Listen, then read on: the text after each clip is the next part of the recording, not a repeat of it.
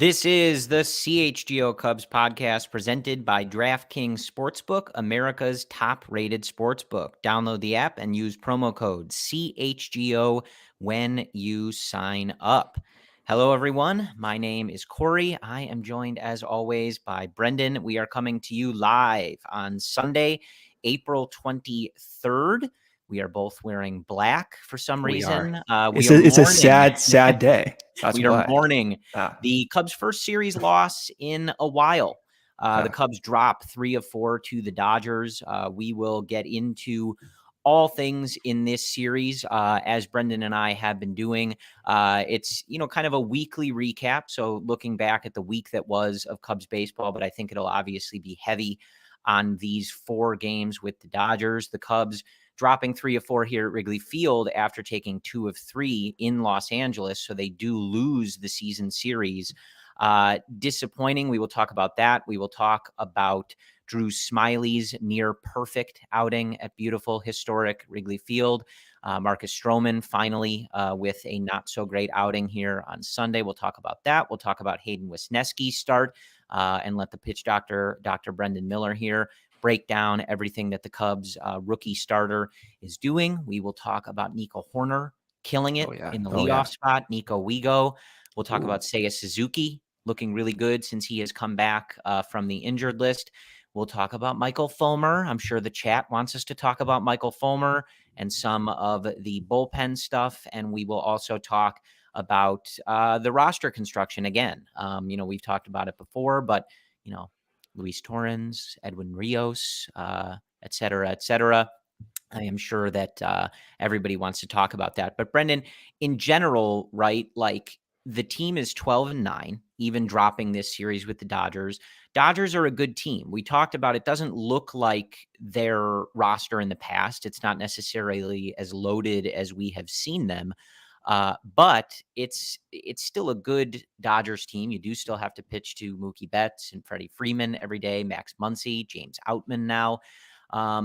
So a disappointing series. You definitely feel like you could have earned a split, if not more here. But overall, after this week, after a sweep of the A's and this 3 of 4, how are you feeling about the 2023 Chicago Cubs? Overall, I still feel pretty confident. They're exceeding my expectations early on. I mean, you're seeing even that represented in the projected standings. Right now, they've been boosted by about 3 wins from the mid-70s. Now on Fangraphs, they're projected to win 80 games, right? So still below 500, but they're moving that needle forward. And their run differential going into Sunday's game, number 1 in the National League. The Chicago Cubs, the best run differential in the National League. That's spearheaded by the top of the order with Nico doing well, Dansby getting on base, Seiya looking good, then supplemented by the middle of the order with Wisdom going yard, and then quality starting pitching atop the rotation. So overall, they're hitting like the 90th percentile projections on so many of their guys. You have to be encouraged. Of course, going 3 and 4, or rather 1 and 3 in this series is going to leave a little bit of a damper going into the week. But overall, if you were to tell me, 12-9 going into the 3rd week of baseball, I would have been ecstatic. Yeah, and there is a lot to like on this team. Their offensive ratings, through parts of this weekend. Obviously, it's going to fluctuate. There's still games going on Sunday as we talk about this, but just really high. The Cubs had a tweet the other day that they were the first in the National League in several categories. They're up at the top of baseball in run differential. I think them and the Tampa Bay Rays. I think overall it was a fine week, right? They took care of business in Oakland, which is something that this team has to do, right? They have to eat up bad teams, and that Oakland team is bad. But it's hard not to be a little disappointed, I think, after this weekend. It just was a winnable series, and certainly a split was on the table. And I think you let it get away from you a little bit. And I see it in our YouTube chat. Already, there's a lot of questions. So it's we appreciate everybody joining on YouTube. If you're listening on your podcast feed later, we appreciate you as well. If you are on YouTube watching live, hop in those comments, throw us a thumbs up if you don't mind. It helps us reach some other Cubs fans. We appreciate that. So, Brendan, let's dive into just some of the player specifics. Yes. I want to talk first about Drew Smyly and his outing the other day, and not only the outing the other day, but just what he has done um, in his time as a Cub. You know, you go back to last year when he came back, he's just been really good. And he struggled in spring training this year that I think had some people asking questions. But he has just been really good. Outside of that first start this year, he has been really, really good for the Cubs. How is he doing it? And what did you think as you were watching that near perfect game the other day? Well, I almost got fired from my, other job. I had to leave a meeting early. I'm like, there's no way I'm going to miss a potential perfect game. So out the door I go, emergency, and ended up not working, but worth the risk. Smiley's doing more or less what he's done for the past few years. And I think Jan Gomes summed it up perfectly why he's so good. Unlike most pitchers, Smyly has one, a weird sequencing effect to his repertoire, but two, his curveball is very weird. It does not rate well. You're not going to see it on stuff graders rating exceptionally high, but he almost has two different types of curveballs, as Jan Gomes said. The curveball doesn't really move as you may hope a curveball to move. Has some gyro action to it, but it can be used as like a changeup. It can be used as a whiff pitch with more break if they want to use it as such. So he's using that pitch the majority of the time. You can pitch backwards, and hitters don't get good swings off of it. With Smyly, because that stuff isn't as heavy as you might see from like ALLCITY or Wisniewski or Justin Steele, Smyly still has this really fine-tuned command and these unique pitches, but he has perhaps a thin margin for error because his stuff isn't heavy. So he has to hit the edges of the strike zone. And when he does, and as he's done so far in his past few starts, this is the results you get. You get limited runs, you get awkward swings, you get a walk per 9 in his past couple starts here of like one batter per game. In going forward, this is exactly the pitcher the Cubs hoped they would get, and then some. Just a matter of him still keeping that command and not leaking his pitches over the plate, which some other starters have done for the Cubs. Overall, it's good to see. I will say, like, the first start got shelved a little bit. You see all these shiny toys in the Cubs rotation. You see all the heavy stuff these guys have. I can't help but think, you know what? Like, even in those short, mishaps, what if you move Smyly to the bullpen and you give some of these other guys a chance? But he's a veteran. He eases in. He has unique pitches, and he trusts Jan Gomes behind the dish, and Jan Gomes trusts him on the mound. It's a good relationship those two have. Yeah. So Smyly in his last 3 starts. So obviously, you can't remove a start completely, but taking out his first start, he's faced Seattle and then the Dodgers twice. 18 and a third, 7 hits, 2 earned runs, 20 strikeouts, and 3 walks in those 3 starts. He's There been you go. great, and I love to the. I don't think they were throwing. I don't think they were throwing him out on the ball that broke up the perfect game. I don't think if either of them field it, I think that's Jan's ball. I don't think if either of them field it, it's a tough play regardless. So I don't really care about it. As Smyly was leaving the mound, they're all smiling and laughing. So I don't care, right? The I was media not wanted to smiling. I was the very media sad. wanted to make that a big thing about, oh, the catcher and the Cubs didn't care, right? They were having a good time. They won the game. But I loved in the post game, and we heard this all last year when we were trying to make sense of the Wilson Contreras decision, right? We heard all last year. Kyle Hendricks said it. Justin Steele said it.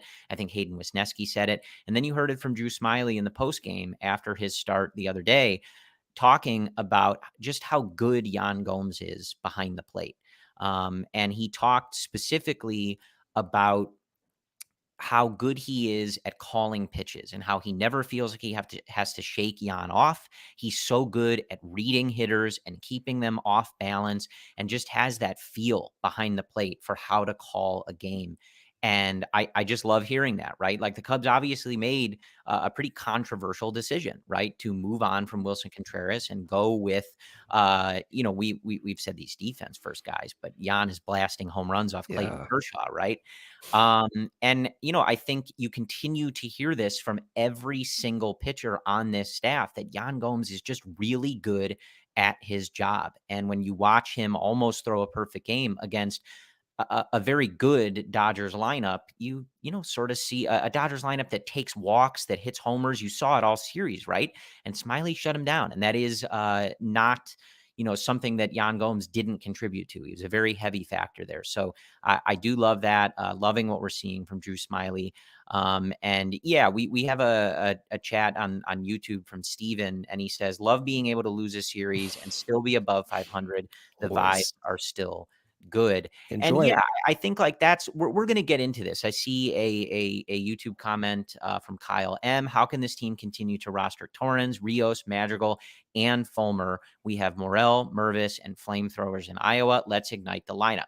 Completely agree, and we're going to get to that. I like to focus on the positives at least to start, right? And dig into some of this stuff. But yes, we are going to talk about all of this roster construction stuff at some point over the course of the next hour. Trust me, we will get to it. And as I said, if you are watching us live on YouTube, on the CHGO Sports YouTube, please drop your comments, questions, feedback, etc. We are reading it. We will get to it. Thank you. I do want to anything. I don't think I have anything on Marcus Stroman. He on Sunday, it's his first non-quality start of the year. He has been absolutely great for this team so far. He gets bit by the home run ball, Mookie Betts, Max Muncy, and JD Martinez. All things considered, right? 5 innings, 6 hits, 5 earned, 1 walk, and 5 strikeouts. He gets bit in that 6th inning. So he was really close to another quality start and another effort shutting down this Dodgers lineup. All things considered, Brendan, in a game where he gets the 1,000th strikeout of his MLB career, getting taken deep by Mookie Betts, Max Muncy, who I believe is now the MLB home run leader with 11, and JD Martinez, okay, right? It's going to happen sometimes. Stro has been great. He got beat by some really good hitters today. He did. I thought he looked good. I was a little apprehensive about him even going through the 6th after he walked the leadoff guy. You saw Hughes getting up pretty fast. I'm thinking to myself, you know what? Like, this is dangerous. Like, 3rd time through the order. Muncy's coming up. Heavy lefty lineup right there. JD Martinez has been doing better recently. So my thought was, man, like, after that leadoff walk, I wish the bullpen was just hot a little bit earlier. And I wonder what the game would have looked like if Hughes just got in 1 or 2 batters earlier. So in one sense, I like Ross trusting that veteran in Stroman and giving him the opportunity. And for the most part, we'll get into the whole Fulmer situation, but for the most part, I think Ross has been acceptable in some of his quick hooks. He's had a quick hook for a lot of guys, and I do appreciate that. With Stroman, it's a delicate situation, but separate from the 6th inning, he threw about 20% sliders and then about 15% cutters. And those pitches were moving pretty significantly to complement that heavy dominant sinker that you've been seeing. The one area for Marcus that I think would benefit him going forward is just upticking that velocity a little bit more. Still early.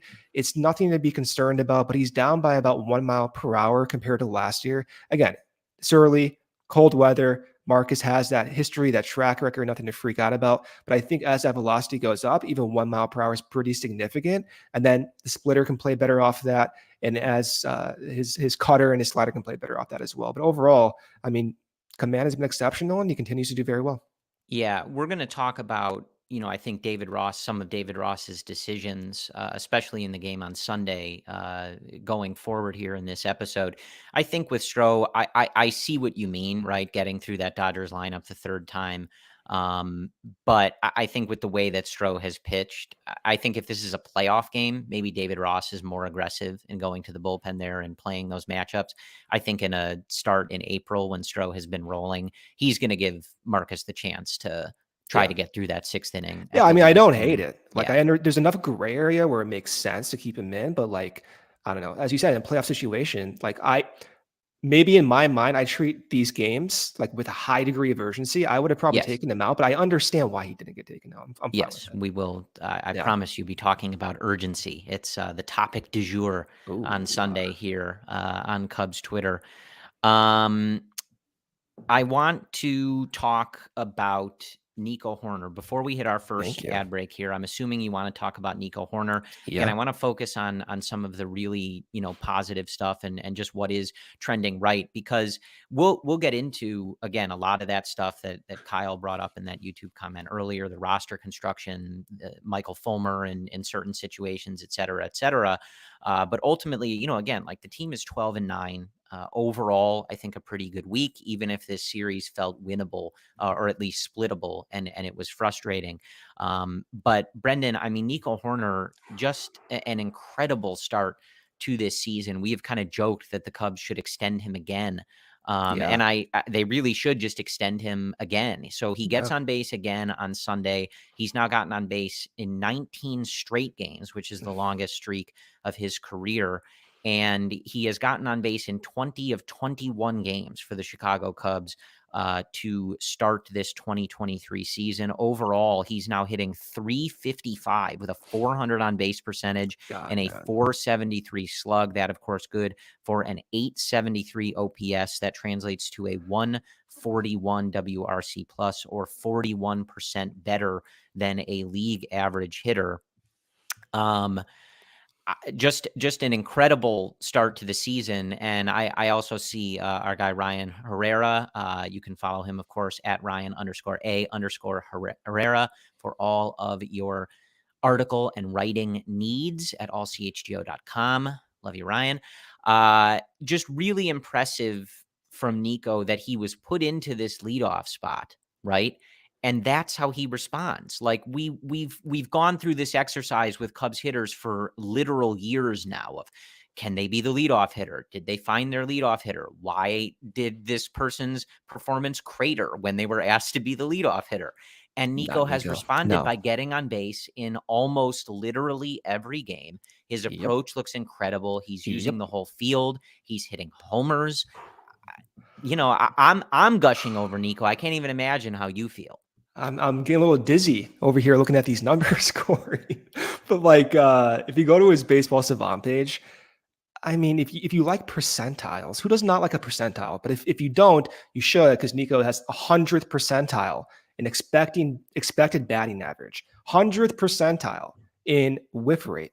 He's right now the best bat to ball hitter in Major League Baseball. Nico Hoerner on the Cubs, all the development, all the adjustments over the years that he went through, and he's peaking right now. And you saw the power in this past series, the 2 home runs. For me, I love seeing the power. Most impressive from Nico is the plate discipline improvements. And right now, his chase rate is better than league average. He debuted, he was an aggressive hitter. He would make contact outside the strike zone because he has such elite contact skills, but by doing so, shortened his at-bats. Didn't get enough pitches that are more suitable to power that we're seeing now. So in a couple years ago, he was swinging at pitches outside the strike zone with a 36% rate. Now it's a 27% rate, better than league average, which is around 29%. So this is absurd. His numbers are absurd, and he's on pace for like 60 stolen bases. His defense in the short going is in the 95th percentile for outs above average. He's one of the best players in Major League Baseball, Corey, with that attitude, locked up for the next 4 seasons. Corey, this is among all the different developments for the Cubs this season. The Bellinger, wisdom, the starting pitching, Steele. Honestly, I think the most impressive has been Nico, the continuation of his plate discipline, and not missing the beat out of the leadoff spot has been huge for this team. Yeah, and I'm seeing a question from Barbara in the YouTube chat asking if we agree that he is the Cubs' best Yes. base runner. Yes. Yeah. I believe Fangraphs, if you're looking at their metric, rates him as the best base runner, but even just the eye test, the way he's been stealing bases so far this year is a complete game changer for him to just continue adding value to his game. But you see it in almost every game, the way that he reads the ball, goes first to third. When we came into the season and talked about all the little things that the Cubs were going to need to do for this team to be competitive as a wild card team or in this division, a division which, as our friend Niren points out, is led by the Pittsburgh Pirates right now, just as we all Just as expected. everyone thought. Yeah. So I think you just look at how Nico is doing those little things, and it's really incredible It's how he's doing it, amazing. and his base running is a huge part of that. Yeah. The Cubs do have some good base runners, but yes, I think that Nico is the best base runner. Our friend Mike Dubs in the chat here, Delmetrics has him as the best base runner. Yeah. It's one of those occasions where the Delmetrics and the Sabermetrics They align. line up. Yes, Look at that. Nico is very good. One more thing before we hit our first ad break. I do just want to note, if we're sticking with the positives, Seiya Suzuki has looked phenomenal since he's come back and started his season. Right now, after Sunday's game, in which he was 1 for 4 with an RBI, 324 average, 439 on base, 441 slugging percentage, good for a 149 WRC plus, or 49% better than league average. He only has the 1 home run, but he's hitting the ball hard. He looks good. Just obviously very glad to have him back and in the middle of that order, and good to see him, start strong, right? It's a tough thing to come back from when you don't get a full spring training. You're obviously coming back from a very sensitive and sometimes nagging injury, and to see him come back, look good, look healthy, and just look good at the plate. The plate appearances, not only are the results really good, I just read you his stat line, but he just looks good. The eye test, he's in those at bats. He's hitting the ball hard. He looks really good, Brendan. I mean, he looks, awesome. A lot of the, I'll hit my first ad right here, but a lot of the concerns from last season was just driven by a lack of aggressiveness with pitches inside the strike zone. And then he kind of shifted a little bit as the season went along in 2022. And you're kind of seeing like a happy marriage of those two approaches from last season. And he's hitting the balls he needs to hit. Even in today's game, a few hard hit balls, some outs, if you keep doing that, he's your middle of the order lineup guy. And it's been really encouraging to see from Seiya. All right. Quick break here from our sponsor, DraftKings. It's NBA playoffs time. That means big hoops action with DraftKings Sportsbook, an official sports betting partner of the NBA. Get in on the excitement of every game with the touch of a button. New customers can make a $5 pregame money line bet and score $150 in bonus bets if their team wins. Plus, everyone can score a no sweat same game parlay every day during the NBA playoffs. Open the DraftKings Sportsbook app, opt in, and place a same game parlay in any NBA game. If it does not hit, you'll get a bonus bet back up to $10. Right now, went to college in Arizona, been following the Suns. They're right now, before tomorrow's game, they are 12-point favorites. I will be hitting that 12-point line for the Suns. I think they'll blow away the Clippers. So download the app right now. Sign up with code CHGO. New customers, again, make a $5 pregame money line bet and score $150 in bonus bets if your team wins, only at DraftKings Sportsbook with code CHGO. Gambling problem, code 1-800-GAMBLER. Eligibility restrictions do apply. See DraftKings.com/sportsbook for details and state-specific responsible gambling resources. Second break here from our sponsor, Game Time. Buying tickets to your favorite events should not be stressful. Game Time is the fast and easy way to buy tickets for all sports, music, comedy, and theater near you with killer deals on last-minute tickets and their best price guarantee. You can stop stressing over the tickets and start getting hyped for the fun you'll have. They have flash deals and last-minute tickets. Again, from Arizona and college, I have friends and family who have used this app to score tickets to those Suns and Clippers series. They got tickets like within an hour of game time, apparently, and they were sending me pictures. I was a little bit jealous, but they used the Game Time app. So you don't have to plan months in advance for games. You can get them last second. And if you download the Game Time app, create an account, and use code CHGO, you'll not only be guaranteed the lowest price, but you'll get $20 off your first purchase, again, by using that code CHGO. Terms do apply. Again, create an account and redeem code CHGO for $20 off. Download Game Time today. Last minute tickets, lowest price, guaranteed. All right, Brendan, we do have an extended segment here from our friends at Game Time. We're calling it the Game Time event of the week, and Okay. I have looked up a couple of events from our friends at Game Time that still have tickets available, have great deals available, and I want you to tell me which of the two, were you in Chicago like me, you would consider attending. And those two events are on Monday night, the 24th, Monday Night Raw, live from the All-State Arena. Still great deals and tickets available on Game Time. Flash deals. Check it out, especially on Monday morning. Some good tickets will be available. And then on Wednesday, the Cubs and Padres, you can watch Drew Smyly take on the Padres. Fernando Tatis is back. Xander Bogaerts, Manny Machado, and the San Diego Padres roll into town for a night game. You can get tickets on Game Time to see the Chicago Cubs and San Diego Padres for $3 on Game Time right now, Brendan. $3. So about as much as it costs to take the Red Line to the Addison stop and go to beautiful historic Wrigley Field. $3. Which event are you going to be looking at? I'm going to go with the wrestling, Corey. Shocking. Yeah, just as you predicted. I had that wrestling video game on N64 when I was growing up. I forgot what it was called, but I've never been to a wrestling event. Let's do wrestling, just as you predicted. There you go. Over Nico Hoerner, of course. Monday, the 24th. Still available on Game Time, Monday Night Raw at the All-State Arena. As Brendan said, don't forget to check out our friends at Game Time for those last. Are they really $3 right now? Steals. On Wednesday, you can get into the Cubs game for $3. Yes. That's insane. On Game Time. Okay. All right, Brendan. So let's talk. The people want it, right? Like they want to talk about this roster construction. They want to talk about some of the usage here. So far in 3 games against the Dodgers, Michael Fulmer has been, sort of directly responsible for 2 of the losses. And in the game on Sunday, he comes in a 5-3 game, and it is immediately no longer a 5-3 game, right? The Dodgers get those very important insurance runs and push that one out of reach. Now, again, like as we talked about, like this Dodgers offense has a lot of good hitters in it, right?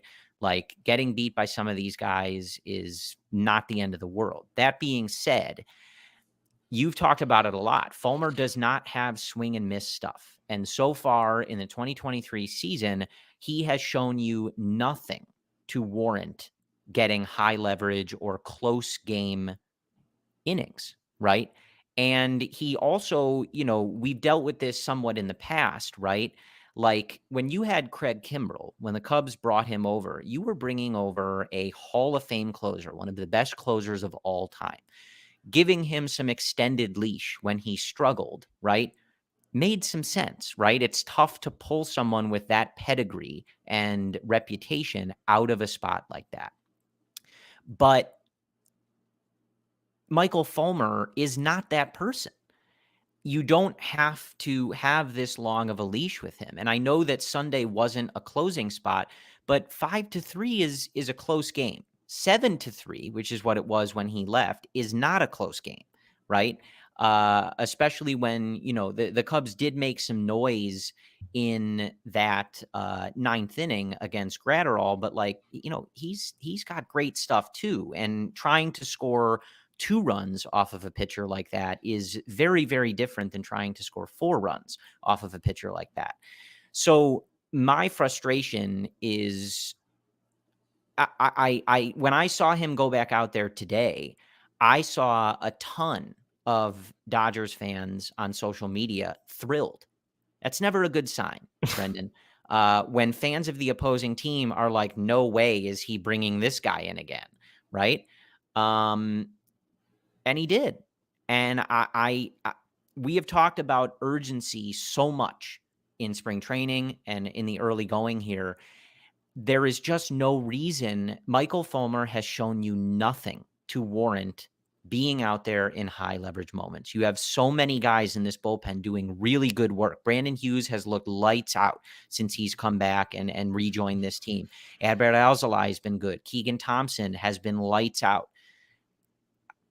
I just don't understand running Fulmer back out there. He should be in the lowest leverage roles right now until he proves otherwise. It feels insane to keep doing that. Who else do you put in that situation? So for me, like, I don't have an obvious one. If seriously, for you, Corey, who would you rather take that ninth inning role right now? Alzolay? Keegan? Anyone? Anyone? I mean, Okay. Literally anyone but Michael Fulmer. So, I mean, he has like an 8.5 ERA, man. I like, know.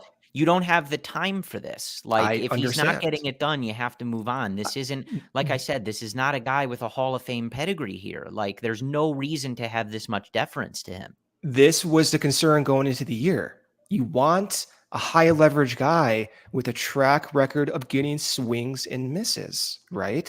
They have a ton of potential guys, and I love that. I love their bullpen as a group. I love their depth. I love the AAA guys. I was a little aggressive going into the year. I'm like, you know what? Just call up Jeremiah Estrada from day one. Forget it. Right.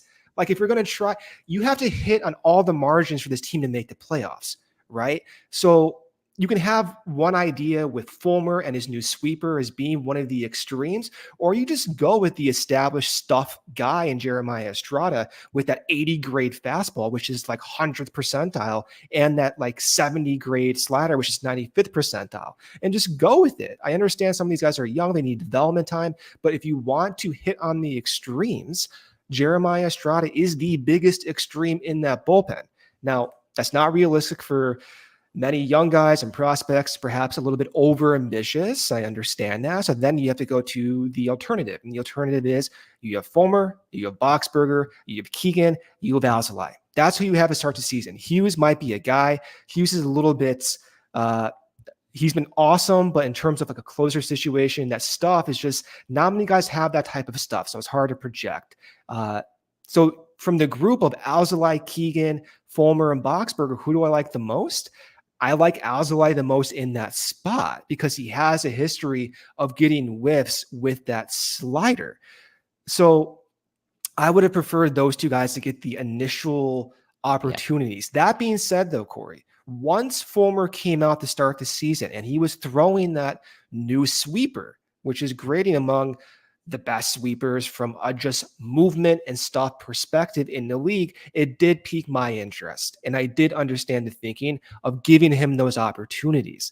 Since then, since seeing him debut that sweeper in his first two outings, the command has not been good. He's been getting the whiffs, but the command with the four-seam fastball has been missing up. His command with the cutter has been missing leaky in, and you saw David Peralta hit him in that first blown save, and you saw David Peralta hit him again with these kind of like blue pits, and then you see the home runs coming. Is the command that's driving Fulmer's lack of success? But then you think in the back of your mind, if that sweeper is not perfected, right, then his future as a closer is probably pretty slim. So then maybe you just want to be a little bit more urgent. And to your point, put him in lower leverage situations and give someone else an opportunity. If I had to pick right now, I'd probably pick Alzolay on the roster to get that opportunity. But you can make an argument that maybe he's not the right guy. And it also shows a lack of urgency. And the real true candidate right now is Jeremiah Estrada for this team. You believe that, I think, since spring training. Yeah. For me, like in the loss, where Outman hits the grand slam, you walk Jason Hayward in front of him. Like, that's just one of those things where it's just like, that it's just a really telling thing, right? Like, you walked a guy that has a 190 batting average in Hayward and then can't execute pitches against one of the hottest rookies in the league in James Outman. It just doesn't look good. The process is bad. His feel looks off.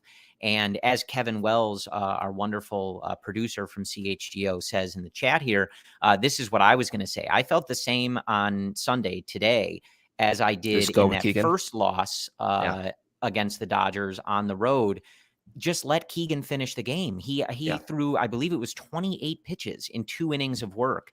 And he can go longer than that. It's not like those were long, taxing innings. He looks good. Only 2 innings, 28 pitches. Just let him finish the game. You're down by 2 runs anyway. Like, yeah, his usage has been weird, right? He's not going more than 2 innings. He only went more than 2 in April 3rd. I felt that exact same way in the walk-off win that the Dodgers had in Los Angeles. And that one, to be fair to Fulmer, was sort of he doesn't have a ton of swing and miss stuff. So not a lot of hard contact, but they find holes, and that's how you give up runs, right? When the guys put the ball in play, sometimes good things happen or bad things happen, depending on your perspective. But I felt the same way in that game. Like, Keegan was rolling. Just let him finish the game. I'm just not sure. I think my biggest problem with the usage is this sort of insistence that Fulmer has to be in these spots. The last several times he's been used, they're close games. The game is on the line. Like today, it's not a closing spot. It's not a tie game. But like I said, there is a huge difference in trying to score 4 runs off of someone that has the stuff like Bruce or Gratterall versus trying to score 2 runs. Yeah. And we're going to get to how David Ross handled that particular bottom of the 9th and how they could have executed that. But like, you had the bases loaded and 1 out. If that's a 2-run game, like maybe the strategy is different. Maybe not, because David Ross certainly isn't playing for 4 runs by leaving Nick Madrigal up there. But again, we'll get to that. Anyway, the key point, and you're seeing this a lot on social media, is just that this is not an elite roster for the Chicago Cubs, right? This is not a juggernaut of a team. This is not a team that can just relax and basically just stroll their way into 90-plus wins. It's easy to go back to the 2016 Chicago Cubs that won the World Series. Correct, yes. Yeah. But that roster, again, we talked about this last time. That roster had Joe Maddon doing all sorts of things, right? Playing catchers in left field, having 3 catchers once Wilson Contreras came up, doing all sorts of stuff. But they could afford that stuff because that roster was so good. It was so much better than everybody else. They could afford to try stuff out and see what happens. This team can't afford that. They need urgency. Michael Fulmer is not a high pedigree closer. He's a former starter turned into a relief pitcher. I think he's got interesting stuff, and maybe he can round it into form with that sweeping slider that you've talked about. But he has already been involved in multiple losses for you on this team in close games. You cannot afford that stuff. You have to have a quick hook on these types of things. This team does not have the luxury for them to sit around and say, well, we want to give Fulmer the opportunity and see if he can round into our closer. You don't have time for it. You just don't have time for it. It's a competitive division, even if it's not a loaded one, right? Like, you figure the Cardinals get on track a little bit at some point. The Brewers have gotten off to a hot start. I don't expect the Pittsburgh Pirates to be there in the end, but they've gotten off to a hot start. You have got to be more aggressive with some of this stuff. And I'm not even sitting here saying, oh, DFA Fulmer, get him out of here. But in the 9th inning of a 2-run game against this Dodgers lineup, after the grand slam to Outman, after walking Hayward the other night, after losing the one in Los Angeles, how many games, you're 12-9, how many games are you going to let Michael Fulmer have such a huge weight in? It doesn't make any sense. He just isn't that good of a pitcher to warrant this level of, like, we got to get Fulmer in there, right? Like, it just is odd to me. Yeah. Like, let Keegan finish the game, man. 28 pitches. Keegan Thompson's been the dog all year. Just let him do it. We have a comment here from Evil Wax 73. Interesting name, by the way. So ALLCITY can't get lefties out. This is what Evil Wax 73 said. Totally. This has been true. This has been ALLCITY's Achilles heel. 100% accurate with that. However, within the last year and a half or so, he's been working on changing sequencing and developing pitch types to attack those lefties. The one pitch type he's been developing, and you're seeing it impressively used quite often, is that cutter. He's using that cutter 20% of the time, and the majority of those cutters are against the lefties. He did not have that pitch 2 seasons ago. That's a new pitch. The intention was to use that against left-handed batters, and you saw him debut that when he came back from injury last season. Now, It's possible, which I also think is interesting, if you use like ALLCITY and Hughes in that game-ending fireman role, that's interesting. Because if you're a little concerned about the lefties, which I understand, then you can complement ALLCITY's stuff against righties and maybe time it up appropriately to have Hughes come in the same inning or within the final 2 innings. I like that idea. Ultimately, I hate all of this, though, because I wish we had a bona fide closer that could get whiffs. And it's upset.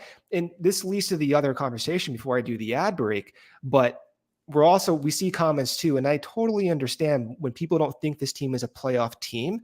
But baseball is the dumbest sport in the world. It's the dumbest sport because you can't predict this stuff. Right now, the Cubs are predicted to win 80 games. But those projections, 70% of the teams by the end of the year fall within +6 or -6 wins of those projections.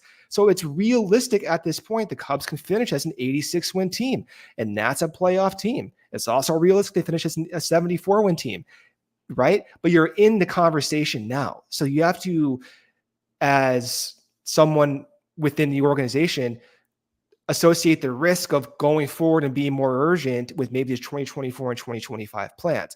But Theo Epstein taught us, man, every season is sacred. And you have a group of core veterans right now. They're performing quite well.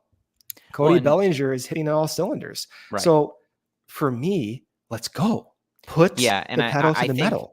Again, I think, this is the discussion. It's not about us expecting them to be a playoff team or, kind of operating as though they must be. It's that you're off to a 12-9 start, right? Coming into this Dodgers series, you've taken 2 of 3 from them on the road. You've swept a bad Oakland team, and you're coming into this weekend where, after Friday, you've now beaten Julio Urias, one of the best pitchers in the game, twice. And that doesn't make them a playoff team, but it puts you in a position where, hey, you're 12-9. You've gotten off to a good start. If you are aggressive with some of this stuff and maybe you hit on some roster changes and calling guys up or putting guys in different roles, you have the opportunity to maybe raise those projections and take advantage of a hot start. And as you said, Brendan, there were a lot of question marks coming in. Like for now, it's obviously still early. We haven't even had a full month of baseball, but you look at some of the things that the Cubs are getting. The Cubs are getting a 158 WRC plus from Patrick Wisdom, right? They're getting a 150 WRC plus from Cody Bellinger. Seiya Suzuki has started the season exactly like we all hoped him to. I mean, Nico Hoerner's going to win MVP. This stuff is happening. And if you have a chance to address the stuff that isn't working and be aggressive with it and fix it, maybe this team can continue to do things well and sneak into a playoff spot, 100%, right? 100%. So that's why the urgency is important. If you just sit there and do nothing, then maybe it's just going to continue to have some of the same issues. But when you are off to a good start, you have the chance to capitalize on those things. And you just look at like the top of the Cubs order. I think I saw this in the YouTube comments earlier. Like you look at Nico, Dansby, Bellinger, Happ, Seiya, like Dansby has a 118 WRC plus right now. It hasn't been the best stretch for him, but he's still hitting 299 with a 413 on base. He's not slugging yet, but you assume that power comes. And so the first half of your order looks great. Like it looks like the highest possible outcome. I think I saw a friend of the podcast, Michael Cerami from Bleacher Nation, tweet the other day, like that the Cubs are getting 99th percentile. Yeah, that's where I got that number. I'm like, did I hear that somewhere? Yes. Friend of the podcast, Michael Cerami. Shout out. Several players, they are hitting on that highest percentile outcome right now. If you can fix some of the other stuff, like you have to try to capitalize on that, right? Like what if you have Cody Bellinger playing at maybe not an MVP pace, but something like it, all-star pace? You have to capitalize on that. Like 100%. That was one of the biggest question marks. So 100%. That's why we talk about stuff like Fomer. That's why we're going to talk about some of this other roster stuff after we get back from this ad break here. Yeah. And then before I do this ad break, Marcus Halliman, one of our commenters, by the way, great profile pic. Love the jersey. Love that World Series trophy from 2016. That's actually the Chicago Cubs one. The Chicago Cubs won that. So thank you, Marcus, for always reminding us there. But one of your suggestions where it's too early to say that this is a playoff team and that we should wait till the All-Star break. First off, I totally understand that, right? Like, I'm not going to bet that this team's going to make the playoffs. But I'm also not going to bet that they will miss the playoffs because baseball is so stupid. And that's kind of the point that I'm driving home at. It was a few seasons ago that the San Francisco Giants won almost 110 games. And you get some of these extreme outcomes happen. And from my perspective, and I try to understand why their projections hated the Cubs going into the year, I understood that most of those down projections were from the pitching side. And some of the hitting side projections are also pretty down too, but they hated Drew Smyly, hated Justin Steele, didn't really trust Tyon to make those adjustments.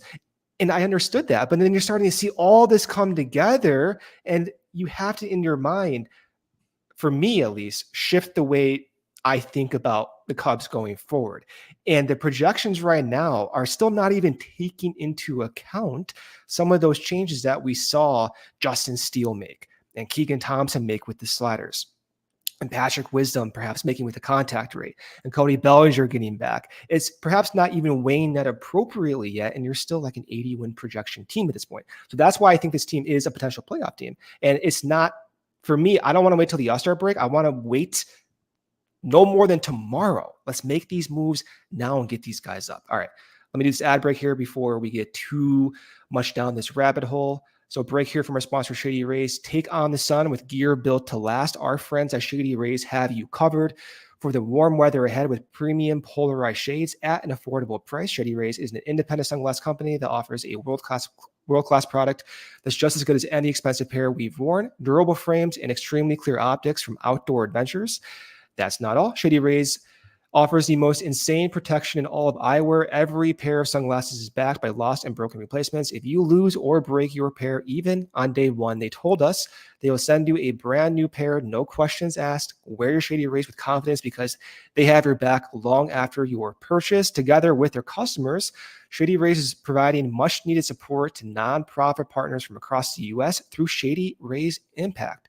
From building play sets for pediatric cancer patients to providing young adults with MS, the outdoor adventure of a lifetime, Shady Rays is making an impact in your community and others like it now and for years to come. If you don't like your Shady Rays, exchange for a new pair or return them for free within 30 days. There's no risk when you shop. Their team always has your back. Exclusively for our listeners, Shady Rays is giving out their best deal of the season. Go to shadyrays.com. Use code CHGO for 50% off 2+ pairs of polarized sunglasses. Try for yourself. The shades rated 5 stars by over 250,000 people. Another break here from our sponsor, Foco. Get fitted out in the best sports gear around. They have hoodies, shoes, signs, bobbleheads, and everything in between. It's now baseball season. If you want to get out during the summer in your Aloha shirt, they have tons of Aloha shirts. If you want to match Ryan Herrera's Hawaiian shirts, go to Foco, get an Aloha shirt. They also have straw hats. Let's say you're in your bleachers with Cody Del Mendo on a weekend Saturday game. Get your straw hat, protect yourself. Also, maybe those Shady Rays sunglasses to protect against the sun as well. Also, they have polos, bags, everything you need for a game. Also, they've given us some set decorations. I saw some bobbleheads. They have a Nico bobblehead, I believe. And they've donated several pieces that I hope to see once I get out to Chicago sometime soon. Check out foco.com or click the link in the description below for all non-pre-sale items. Use code CHGO for 10% off. All right, Brendan, I do want to mention, as we saw the diehard graphic for allchgo.com. Go up there, become a diehard member with CHGO Sports. And I do want to mention that on Thursday, the 27th at Joe's on Weed Street, the CHGO Bears crew is having their live draft party. So be sure to check that out. Information is on the CHGO Sports Twitter, CHGO Bears Twitter, allchgo.com. Should be a great event. Obviously, a big draft for the Chicago Bears. It'll be a great event. The pregame that we did for the CHGO Cubs podcast on opening day was a great time. It was a pleasure to meet so many of you that are in this YouTube chat today and podcast listeners for many, many years. So if you are a Bears fan and ready for the draft on Thursday, be sure to check out the draft event that the CHGO Bears crew is putting on Thursday. It's some really good discussion in the YouTube chat. If you're listening on the podcast feed, obviously appreciate you. Know you're listening later and have gotten a lot of great feedback on Twitter from so many listeners. But it is cool to have this kind of like live feedback, just some really great discussion. I saw a point from Kobe Vasquez earlier. I think the point is that they can be a playoff team, but every win matters early in this year. And I think that's kind of a very good and simple way to put it. Like every win matters. And it may seem like nitpicking certain things and getting into the weeds, even sometimes after they win, being frustrated by some of these little things, but every win matters and every little decision matters. This Cubs team has to nail the margins of this roster and of every game. And to the follow-up comment from our friend Grapefruit in the YouTube comments, he said, Corey and Brendan debated Fulmer a lot, but you have to think about the manager who keeps using him as well. That's what it is. Like I said, I'm not saying to get rid of Fulmer. Like I think, there's stuff there and there's a possibility that he can round into form. But yeah, like David Ross is the one, unless there is a directive from above that he must be in the ninth inning or in high leverage or close games, David Ross is the one that, has to be responsible for these decisions. Fernando Rodriguez, thank you for the 199 super chat. Thank you for today's show. You guys are great. We appreciate you, Fernando. See Fernando in the live chat all the time, even with our guys, Luke, Cody, Ryan during the week. Appreciate all of you. Roster optimization. Let's keep it going, right? Okay. So today was weird. Sunday was weird, the way that plays out. You have a ninth inning where the bases end up loaded against Brewster Gratterall, a very hard-throwing right-handed pitcher. Luis Torrens allowed to stay in there and take an at-bat. And Nick Madrigal grounding into the game-ending double play as a righty. Ian Happ, one of the better left-handed hitting players in the league at this point, sitting on the bench, perhaps a true off day. I believe our guy Jared Willis was at the game today. I have not heard if there was another explanation. So as we record this, I am assuming the answer is that he just wanted a full off day for Ian Happ, right? And sometimes we hear that, right? If there's another reason, I have not heard it yet. We're recording this right after the game. But also Edwin Rios, you're down 4 runs with the bases loaded, and you have basically a boom or bust left-handed hitter sitting on your bench who has 20 plate appearances all season. And now, to his credit, I think after today, Madrigal has fallen below league average in terms of WRC plus by like 5%. He's looked pretty solid to start the year in the role that they're using him, making contact, has been getting hits. I think looking somewhat like the player you'd like him to be in little spurts, right? But against a hard-throwing righty with 2 outs and the bases loaded when you're down 4 runs, when you have multiple powerful left-handed bats just sitting on your bench, I mean, what are we doing here, right? And when we're talking about some of the roster construction, we've been into the issue with, Hosmer and Mancini. We talked about that last week. It gets talked about a lot. I don't want to belabor those points. But having them both on the roster, playing them both, sometimes DHing one of them, it, is what it is. It's a discussion point. But like, I just can't stomach this Torrens thing anymore. I just can't. It's one of those things where maybe they see something in him. He doesn't have any options. Maybe you want the catching depth in case, you've got 2 old catchers in Gomes and Tucker Barnhart. Maybe you want that catching depth and they see something in Torrens' bat, et cetera, et cetera. They don't have the luxury for it, Brendan. The roster's not good enough. This is not a team that has the luxury of carrying a third catcher that can't hit, at least has not shown the ability to hit. He's been below replacement level in multiple seasons at the MLB level dating back to 2017. He's got a 70 WRC plus on the season so far for the Cubs. He has shown nothing. They don't have the luxury to be DHing someone like that.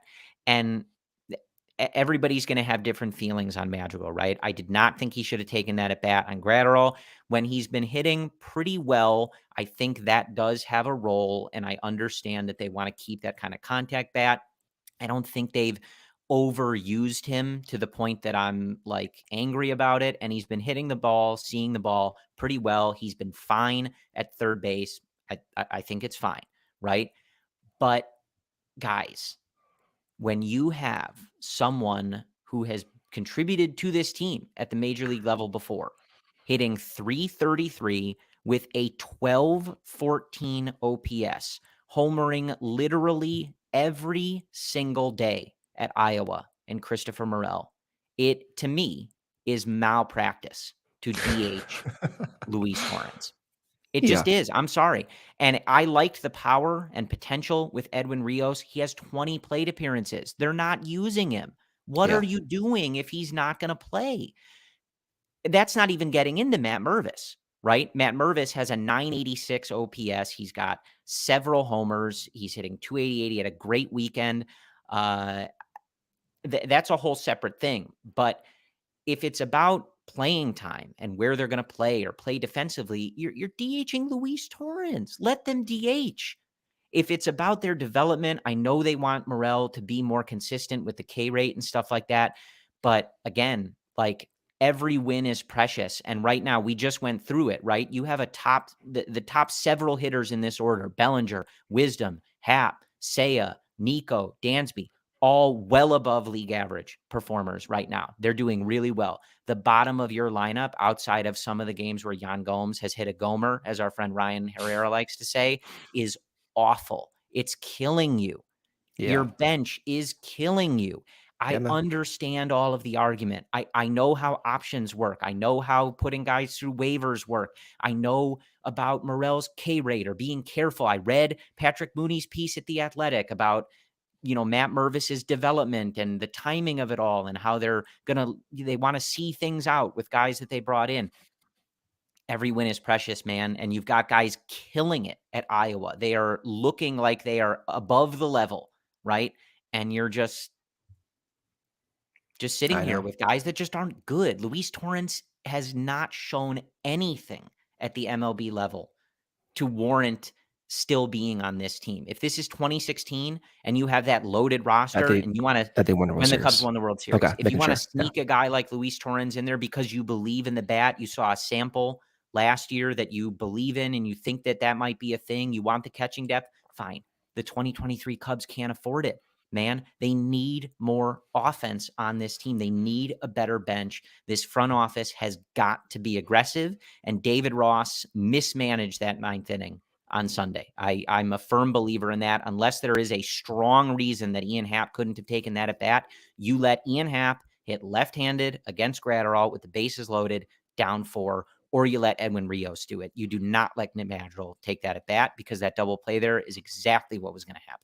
Yeah. This is always a delicate situation, because us two fans talking about it, we're going to do the craziest stuff to get the wins, right? Like, we want to win right now, today. The argument that why these guys are not up is because they're looking at both today and tomorrow and years to come and all that, right? They want Morel to play every day. They want Mervis to own in on some of the developmental things he needs to work on, right? Nelson Velasquez may need to get everyday playing time, blah, blah, blah.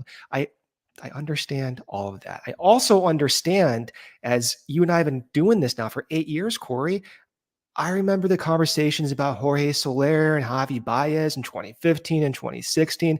I remember all the different lineup iterations with Joe Madden and Ian Happ playing center field and second base and first base. I remember all of this. And ultimately, what ended up happening in 2019 and 2020 was that Jed Hoyer, Theo Epstein said, in hindsight, they waited too long to make the decisions they needed to make for some of these young guys. There is no obvious decision here on what is the best path forward, right? And with Mervis and Morel, and in the context of seeing Torrens on this roster, I have to ask myself the question, what is riskier? Is there more risk involved for this season and the next season by calling up Nelson Velasquez and just getting rid of Torrens? What is the bigger risk? Well, you can think, okay, if you DFA Torrens, then you lack that catching depth. You do have two older catchers. Torrens did hit 15 home runs 2 seasons ago in 374 plate appearances. He has some history now with his pitching rotation over the past couple months. That's probably the thinking process. But then, okay, what else do you have in the minors that could boost that, right? That's kind of that's the thinking of why he's on this team. Then you can also look at it a little bit differently, right? Let's say you have guys who are on this roster like Nelson Velasquez, like Christopher Morel, in those situations that are high leverage, down by 1 run, down by 2 runs, all of a sudden you're up by 3 runs, you're up by 4 runs, you're up by 5 runs. You put Fulmer in lower leverage situations because you're winning games, you're up ahead a little bit more, and you can actually benefit from other guys' development because you're putting away teams.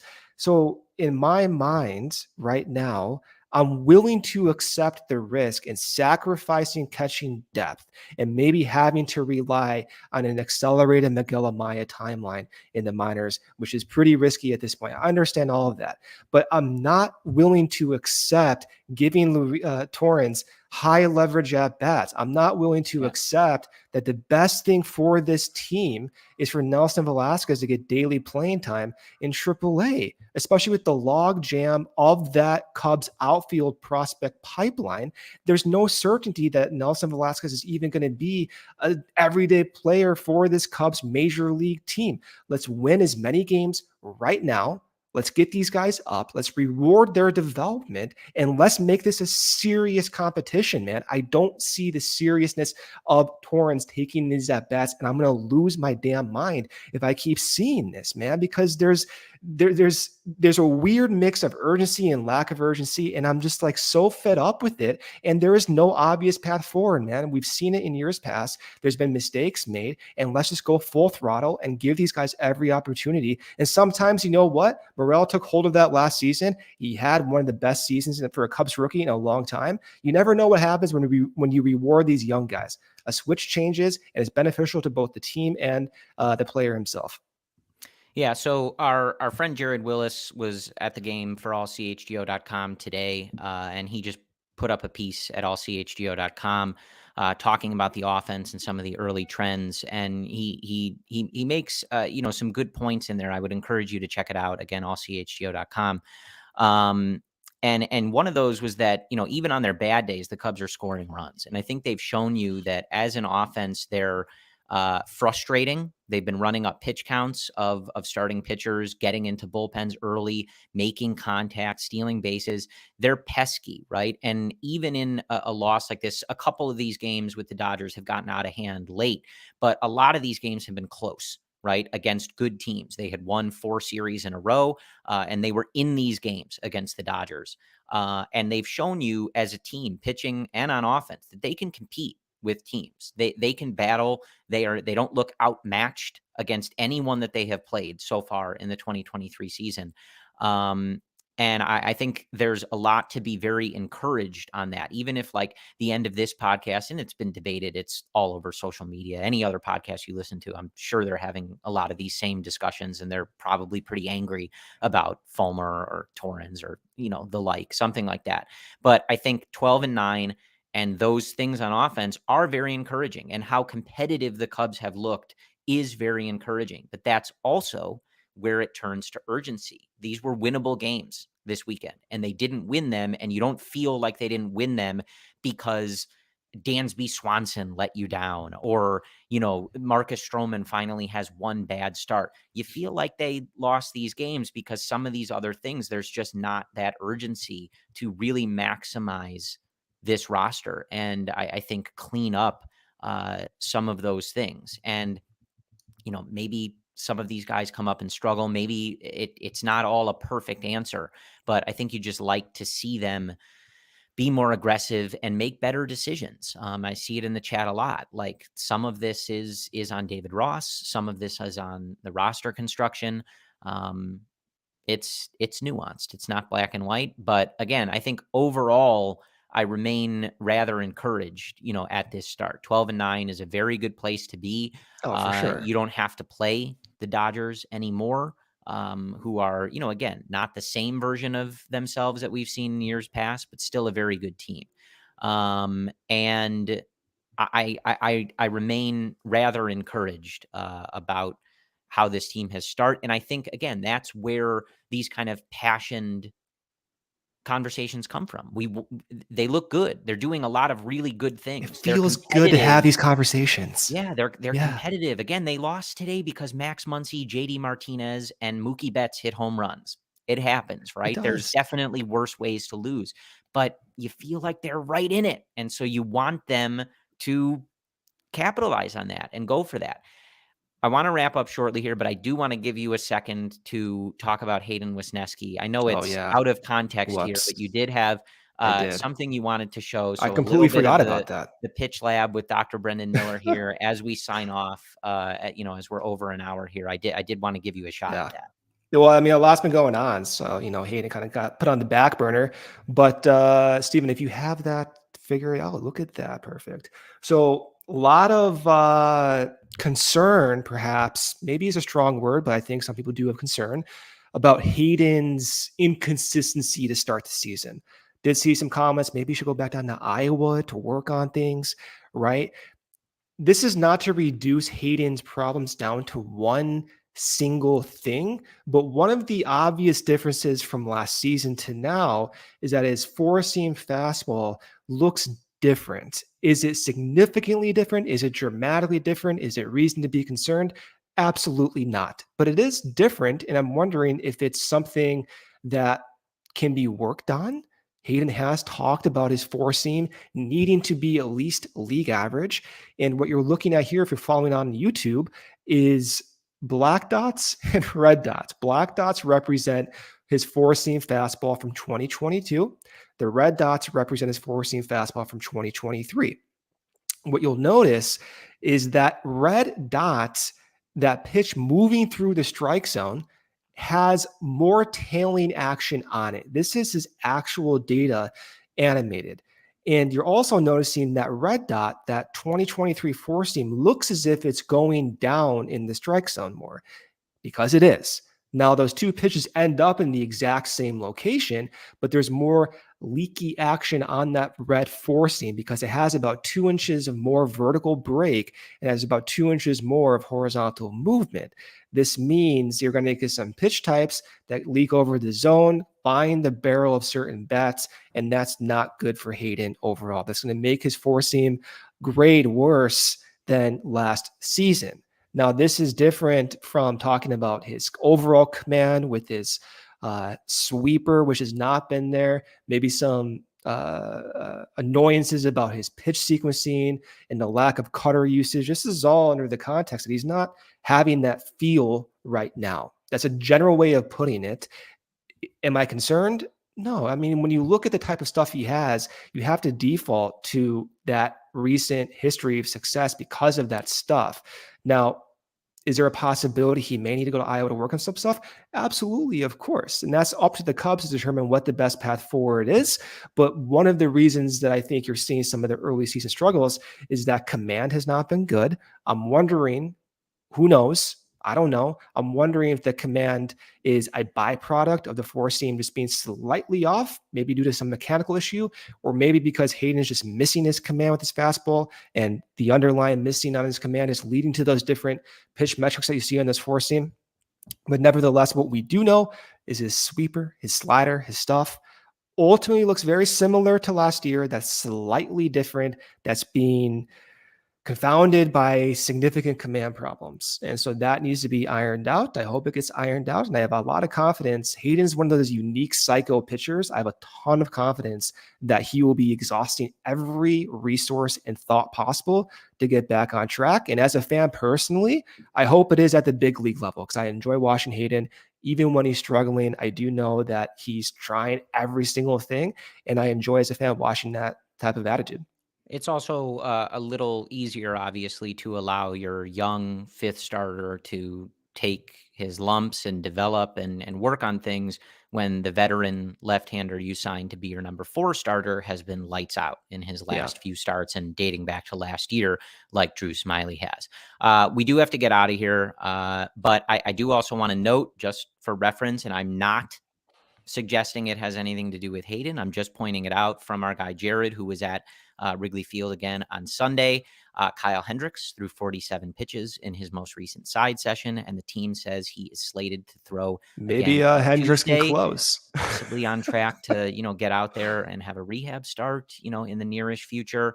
I do want to note, again, you can follow our guy Jared Willis at J Willis, JWYLLYS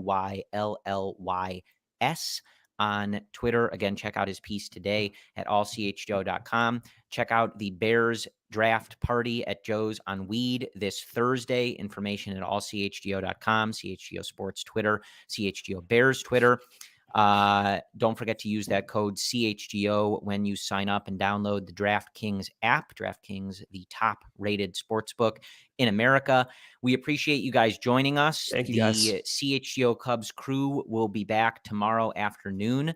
Luke, Cody, and I believe joined by our guy Ryan Herrera, who will be back.